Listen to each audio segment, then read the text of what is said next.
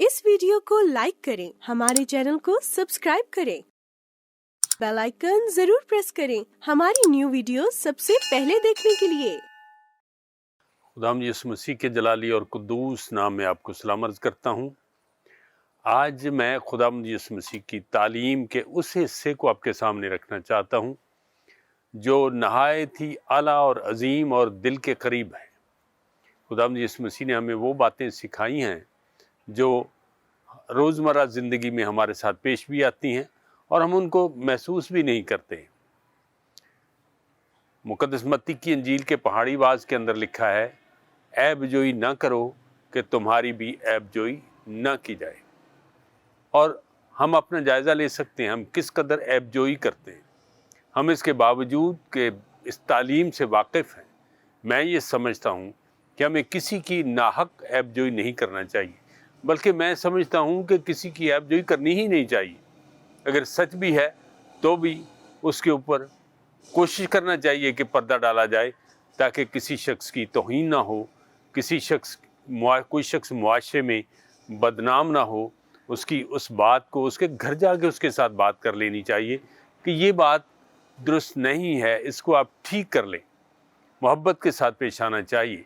और आगे लिखा हुआ है, अपनी आंख के शतीर को तू नहीं देखता है बल्कि दूसरे की आंख के तिनके को देखता है।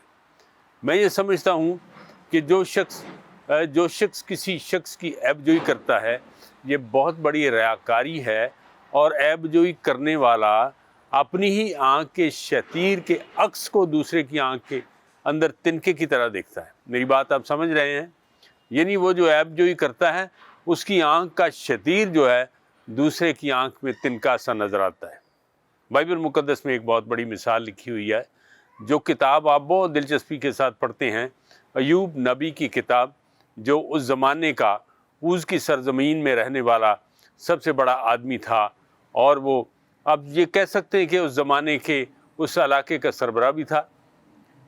वो खुदा का नबी भी था, वो काहिन भी था। आखिरी बाब के आखिरी हवाले में जब जाते हैं वहाँ पता चलता है कि वो काहिन भी था जिसके पास उसके दोस्त कुर्बानियाँ लेकर आए और उसने उनको खुदा के ज़ोर नज़र गुजराना।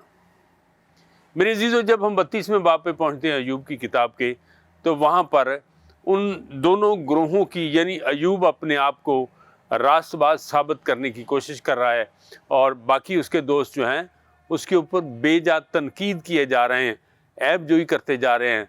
और वो अय्यूब और उन दो तीनों के दरमियान एक बहस चल रही है।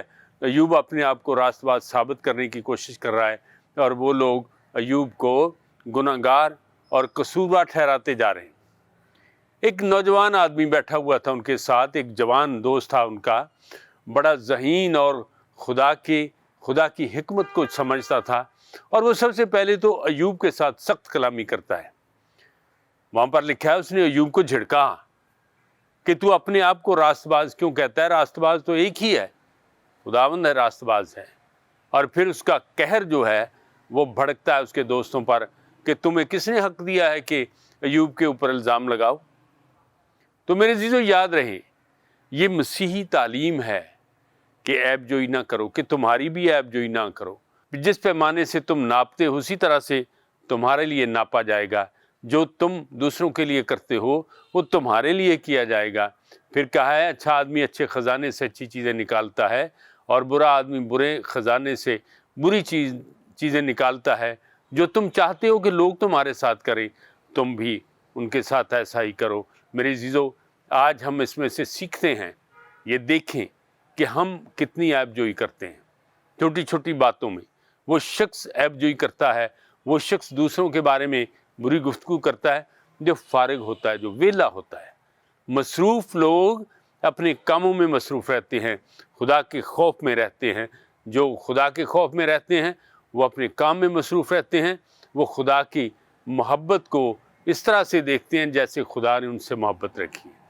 क्या तुम चाहते हो कि तुम्हारे बहुत सारे दोस्त हों? क्या आप चाहते हो कि मसीह की तालीम को प्रमोट किया जाए? क्या आप चाहते हैं कि इंजील की मुनादी तुम्हारी ज़ुबान से और तुम्हारे किरदार से हो? अगर आप ये चाहते हैं तो फिर ऐबजोई पर गालिब आएँ, ऐब जोई की रूह को अपने अंदर से निकालें। खुदा से भी और उन लोगों से भी जिनकी ऐब जोई करते हो, उनसे माफ़ी मांगे ताकि खुदावंद आपको बरकत दे और आदमियों के दरमियान भी तुम्हारी नेक नामी हो। आज की इस गुफ्तगू का इख्तिताम यूँ करते हैं, ऐब जोई ना करो कि तुम्हारी भी ऐब जोई ना की जाए। खुदावंद आपको बरकत दे।